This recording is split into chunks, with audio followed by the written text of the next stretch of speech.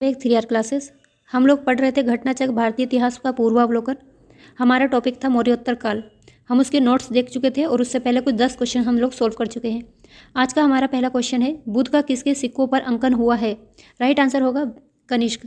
कुषाण शासक कनिष्क के सिक्कों पर बुद्ध का अंकन मिलता है। निम्नलिखित में से किस शासक को सर्वप्रथम सोने के सिक्के जारी करने का श्रेय दिया जाता है? विम कड़फिसेस को। कुषाण शासकों में भीम कड़फिसेस ने सर्वप्रथम सोने के सिक्के जारी किए थे, अतः विकल्प भी सही है। निम्नलिखित में से किसने भारत में स्वर्ण सिक्कों का प्रचलन नियमित उपयोग के लिए किया था? विम कड़फिसेस ने। कुषाण वंशीय विम कड़फिसेस, जो कि कनिष्क प्रथम का पिता भी था, ने भारत में स्वर्ण सिक्कों का प्रचलन नियमित उपयोग के लिए किया था, जबकि कुजुल कड़फिसेस ने तांबे के सिक्के प्रचलित कराए थे। इनमें से किसने सर्वप्रथम व्यापक पैमाने पर स्वर्ण मुद्रा का प्रचलन किया? विम कड़फिसेस ने। कुषाण शासकों द्वारा व्यापक पैमाने पर स्वर्ण मुद्रा का प्रचलन प्रारंभ करना भारतीय उपमहाद्वीप में उनका सबसे महत्वपूर्ण योगदान था। कुषाण शासक विम कड़फिसेस को स्वर्ण मुद्राओं के प्रचलन का श्रेय प्राप्त है। योधे सिक्कों पर किस देवता का अंकन मिलता है? कार्तिकेय देवता का। योधे का प्रमाण पुराण अष्टाध्यायी तथा व्रत संहिता इत्यादि ग्रंथों से प्राप्त होता है। इनका साम्राज्य दक्षिण पूर्वी पंजाब तथा राजस्थान के बीच था। इनके सिक्कों पर कार्तिकेय का अंकन मिलता है।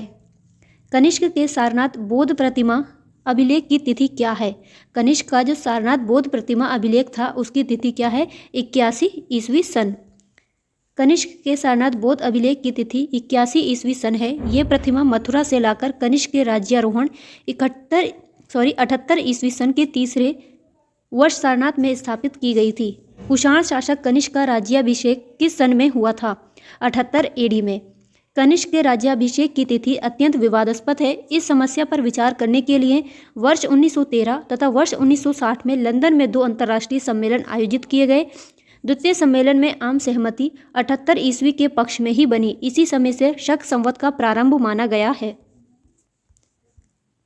शक संवत कब प्रारंभ किया गया? 78 ईस्वी में। जैन ग्रंथों के अनुसार विक्रमादित्य 57 ईसा पूर्व के उत्तराधिकारी को 135 विक्रम संवत में शकों ने पराजित कर इसके उपलक्ष्य में शक संवत चलाया था।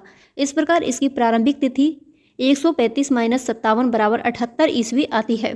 अधिकांश इतिहासकारों ने कुषाण शासक कनिष्क को इसका प्रवर्तक माना है। विक्रम एवं शक संवतों में कितना अंतर पाया जाता है? तो कितना अंतर है? 135 वर्ष का अंतर है। वर्तमान कैलेंडर में 57 जोड़ देने पर विक्रम संवत प्रारंभ 57 ईसा पूर्व तथा वर्तमान कैलेंडर में 78 घटा देने पर शक संवत प्रारंभ 78 ईस्वी प्राप्त होता है। अर्थात 2019 विक्रम संवत 2019 में अगर हम लोग 57 जोड़ते हैं तो क्या आएगा? 2076 ये विक्रम संवत होगा। ऐसे ही शक संवत के लिए 2019 में अगर 78 हम लोग माइनस करेंगे तो 1941 हम लोग शक संवत में पहुंच जाएंगे। अतः विक्रम संवत और शक संवत में अंतर 2076 - 1941 जब करेंगे तो 135 वर्षों का अंतर आएगा। शक संवत पर आधारित राष्ट्रीय पंचांग कैलेंडर का एक चैत्र ग्रेगोरियन कैलेंडर पर आधारित 365 दिन के सामान्य वर्ष की निम्नलिखित तिथियों में से किसके तदनुरूप होगा? 22 मार्च अथवा 21 मार्च। चैत्र भारतीय राष्ट्रीय पंचांग का प्रथम माह होता है। राष्ट्रीय कैलेंडर की तिथियां ग्रेगोरियन कैलेंडर की तिथियों से स्थायी रूप से मिलती जुलती हैं। सामान्यतः एक चैत्र 22 मार्च को होता है और लीप वर्ष में ये 21 मार्च को होता है। विक्रम संवत कब से प्रारंभ हुआ? विक्रम संवत 57 ईसा पूर्व से प्रारंभ हुआ था। विक्रम संवत के 2 अन्य नाम भी मिलते हैं, कृत संवत तथा मालव संवत। जैन साहित्य में महावीर के निर्माण तथा विक्रम संवत के बीच 470 वर्षों का अंतर पाया जाता है। महावीर की निर्माण तिथि 527 ईसा पूर्व मानी जाती है। तदनुसार विक्रम संवत के प्रारंभ की तिथि 527 - 470 ईसा पूर्व बराबर कितना आती है? 57 ईस्वी विक्रम संवत निर्धारित होती है। निम्नलिखित में से कौन सा वर्ष दिसंबर 2009 में शक संवत का वर्ष होगा? ये पिछली 2007 में पूछा गया था ये क्वेश्चन, तो इसका राइट आंसर हो जाएगा 1931। दिसंबर 2009 में शक संवत का वर्ष 2009 में जब हम 78 घटा देंगे तो 1931 हम शक संवत को प्राप्त करेंगे। कनिष्क के समकालीन निम्नलिखित नामों का अध्ययन करें और निम्नांकित उत्तर कोड के अनुसार अपना उत्तर इंगित करें। अश्वघोष, वसुमित्र, कालिदास और कंबन, ये कौन थे? अश्वघोष और वसुमित्र जो थे ये किसके? कनिष्क के दरबार की शोभा बढ़ाते थे। तो राइट आंसर हो जाएगा 1 और 2। अश्वघोष कनिष्क के राजकवि थे। वसुमित्र भी कनिष्क के आश्रित विद्वान थे। इन्होंने चतुर्थ संगीत बौद्ध संगीति की अध्यक्षता भी की थी। कालिदास गुप्त काल में हुए थे, जबकि कंबन 12वीं शताब्दी ईस्वी के थे। गाइस, अगर क्लास पसंद आ रही हो तो प्लीज़ इसको लाइक एंड शेयर करिएगा। ये क्वेश्चन बार बार पूछा जाता है कि अश्वघोष किसके दरबार में थे, तो याद रखिएगा कनिष्क के दरबार में थे और बुद्ध चरितम इनकी रचना थी।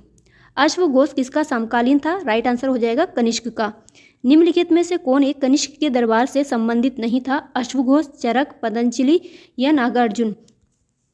तो कौन नहीं थे इनके दरबार में, अश्वघोष, नागार्जुन, पार्श तथा चरक, ये चारों ही कनिष्क के दरबार से संबंधित थे। कौन, फिर से देख लीजिए, अश्वघोष, नागार्जुन, पार्श और चरक ये कनिष्क के दरबार से संबंधित थे, जबकि पतंजलि कनिष्क के दरबार से संबंधित नहीं थे। पतंजलि ने पाणिनि की अष्टाध्यायी पर महाभाष्य की रचना की थी। महर्षि पतंजलि शुंगकालीन विद्वान थे। गाइस, आज की क्लास में इतना ही। मिलेंगे अगली क्लास में आगे के क्वेश्चंस के साथ। तब तक के लिए अपना ख्याल रखिए, पढ़ते रहिए। वीडियो पसंद आए तो प्लीज़ इसको लाइक एंड शेयर करिएगा। चैनल पर नए हो तो प्लीज़ सब्सक्राइब करिएगा। बाय।